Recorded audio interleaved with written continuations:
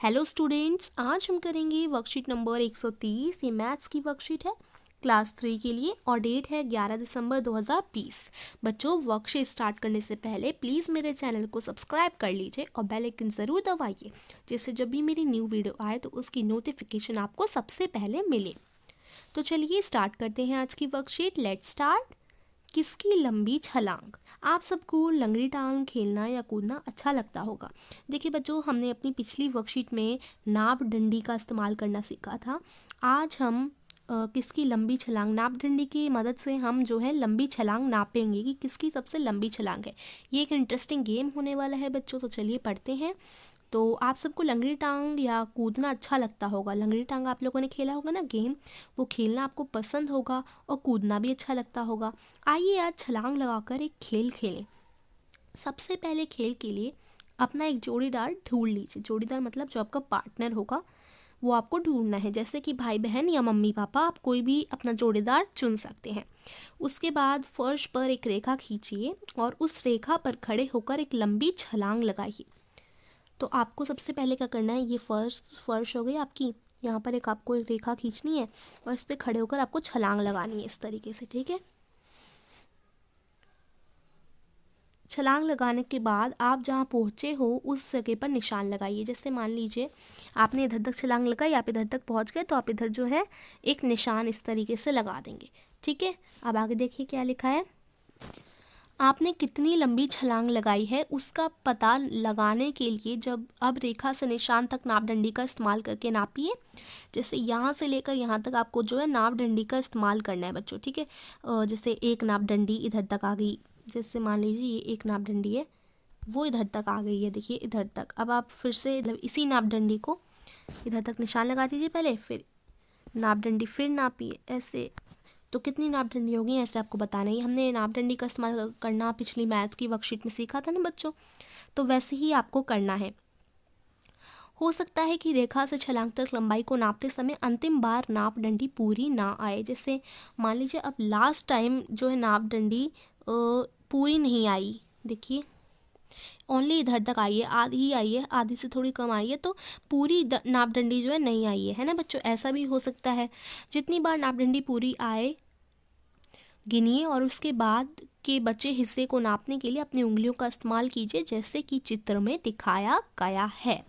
तो देखिए अब जैसे मान लीजिए कि जितनी बार नाप डंडी पूरी आई है उसे आपको गिनना है। उसके बाद जो बच गया है हिस्सा उसको नापने के लिए आपको क्या करना है, आपको अपनी उंगलियों का इस्तेमाल करना है। जैसे मान लीजिए इधर तक नाप डंडी पूरी आई, लेकिन अब आप नाप डंडी वाली रखेंगे इधर साइड तो वो पूरी नहीं आएगी, तो आप नाप डंडी को मत रखो, अपनी उंगलियों से नाप लो जो बचा हुआ हिस्सा है। इसी तरीके से आपको जो है अपनी उंगलियों से नापना है। आपके बाद आपके जोड़ीदार भी रेखा से निशान तक आपकी छलांग को नाप डंडी और उंगलियों की मदद से गिने।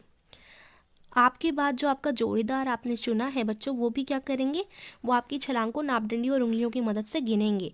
आपने गिन लिया, अब आपके बाद आपके जोड़ीदार भी रेखा से निशान तक आपकी छलांग को नाप डंडी व उंगलियों की मदद से गिने। आपने गिन लिया, अब सेकंड टाइम दूसरी बार आपके जोड़ीदार भी गिनेंगे।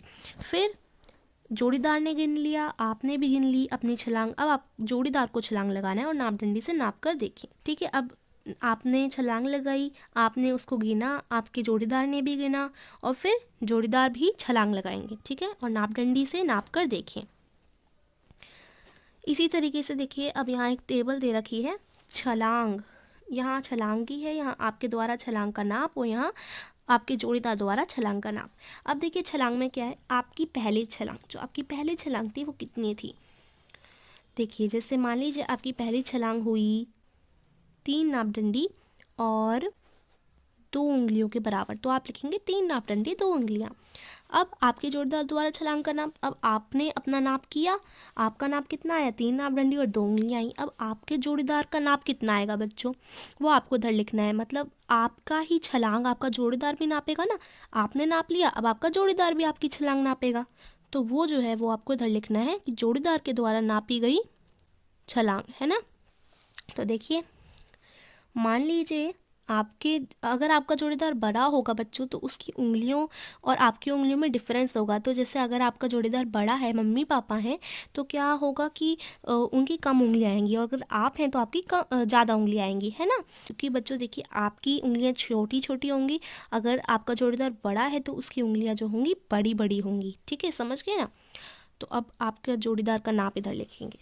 मान लीजिए आपके जोड़ीदार ने नापा तो 3 नापदंडी आई, 3 नापदंडी, और मान लीजिए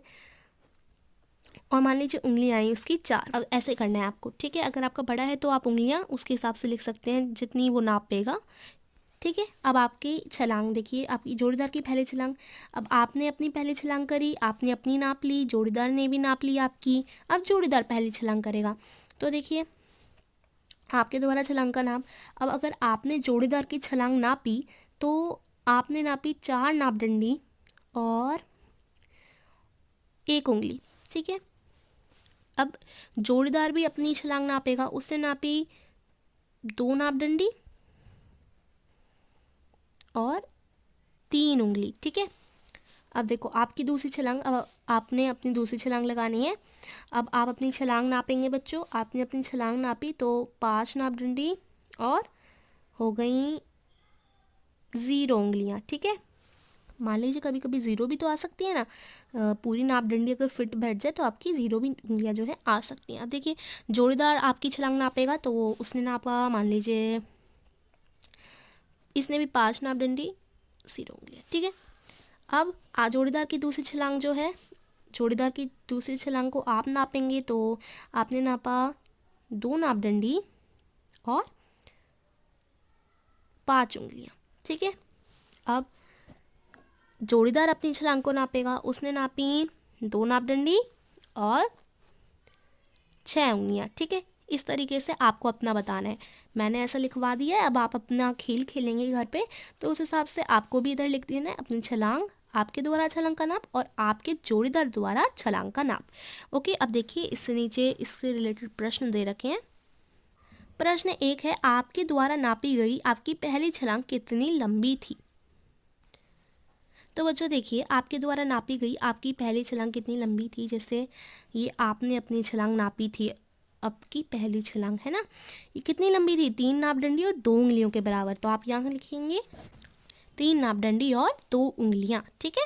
तो देखिए बच्चों यहाँ मैंने लिख दिया है 3 नापदंडी और 2 उंगलियाँ। अब देखो प्रश्न 2, आपके जोड़ीदार ने आपकी पहली छलांग नापी तो कितनी नापदंडी और उंगलियां आई। अब देखो बच्चों आपका जोड़ीदार नापेगा, ये आपकी पहली छलांग आपके जोड़ीदार ने नापी तो ये आपकी पहली छलांग है 3 नापदंडी 2 उंगलियां, लेकिन ये आपके द्वारा छलांग का नाप है।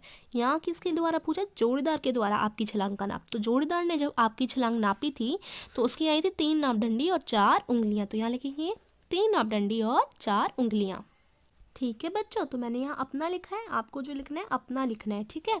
अब देखिए प्रश्न 3 देख लेते हैं। क्या दोनों की नापदंडी और उंगलियां बराबर आई हैं या कुछ अंतर है। तो आपकी जोड़ीदार या आपकी उंगलियां दोनों की बराबर आई हैं या कुछ अंतर है। देखिए बराबर तो नहीं आ सकती ना, आपकी जोड़ीदार अगर बड़ा होगा तो उसका हाथ भी बड़ा होगा तो आपका हाथ छोटा होगा, क्योंकि ऐसा होता है ना, तो दोनों की बराबर नहीं आ सकती, तो अंतर होगा, है ना बच्चों। तो मैंने यहाँ लिख दिया अंतर है, वो आप अपने हिसाब से लिख सकते हैं, आपका जोड़ीदार बड़ा है छोटा है, और अगर आप दोनों की उंगलियों में अंतर है कि नहीं है वो आपको इधर लिखना है। मैंने लिख दिया अंतर है, आप अपने हिसाब से लिख देंगे, ठीक है। अब प्रश्न 4, क्या यह अंतर चारों छलांग नापते समय आया है, आपको क्या लगता है ऐसा क्यों हुआ। अब देखिए क्या यह अंतर चारों छलांग नापते हुए समय आया है, आपको क्या लगता है कि ऐसा क्यों हुआ होगा बच्चों। तो देखिए क्यों हुआ होगा आपको इधर लिखना है, हाँ यह अंतर चारों छलांग नापते समय आया है क्योंकि मेरा जोड़ीदार मुझसे बड़ा था, इसलिए उसकी उंगलियां बड़ी थीं तो उसकी कम उंगलियां आई और मेरी जो है ज़्यादा उंगलियां आई। तो ऐसा आप लिख सकते हैं। या अगर आपका छोटा है तो आप ये लिख दीजिए, हाँ यह अंतर चारों छलांग नापते समय आया है, ऐसा इसलिए हुआ क्योंकि मेरा जोड़ीदार मुझसे छोटा है तो उसकी उंगलियां मुझसे छोटी हैं। इस तरीके से आप लिखेंगे, ठीक है। अभी मैं लिख कर दिखा देती हूँ कैसे लिखना है। देखिए बच्चों यहाँ मैंने लिखा है, हाँ यह अंतर चारों छलांग नापते समय आया है क्योंकि मेरा जोड़ीदार मुझसे बड़ा था, ठीक है। अगर आपका छोटा होगा तो आपको जस्ट क्या करना है, देखिए इधर से बड़ा को काट कर यहाँ ऊपर लिख देना है छोटा, ठीक है। तो ऐसे करना है। अगर आपका जोड़ीदार छोटा था तो ठीक है, तो अगर आपका जोड़ीदार बड़ा है तो यहीं रखना है, अगर छोटा है तो जस्ट इस बड़ा को नहीं लिखना, छोटा लिखना है उसकी जगह। ठीक है। हाँ, यहाँ अंतर चारों छलांग नापते समय आया है क्योंकि मेरा जोड़ीदार मुझसे छोटा था। इस तरीके से लिखेंगे आप बच्चों। ये प्रश्न 4 था, ये लास्ट क्वेश्चन था और आपने देखा कि कितना मज़ेदार ये खेल था। इसे अपने घर पे ज़रूर ट्राई करिएगा बच्चों और अपने हिसाब से अपने प्रश्नों के उत्तर लिखिएगा और ये जो टेबल है वो भरिएगा। तो बच्चों, कैसे लगी आपको आज की मैथमेटिक्स की वर्कशीट 130? उम्मीद है पूरी अच्छी तरीके से आपको समझ आई होगी और अच्छी लगी होगी। अगर कुछ भी आपको इस वर्कशीट में समझ नहीं आया बच्चों तो कमेंट करके ज़रूर बताना। और अगर आपको ये वर्कशीट अच्छी तरीके से समझ आई है और वीडियो पसंद आई है तो वीडियो को लाइक कीजिए और अपने सभी फ्रेंड के साथ शेयर कीजिए जिससे वो भी ये वर्कशीट जल्द से जल्द कंप्लीट कर पाएँ। Okay students, thanks for watching. Stay home, stay safe.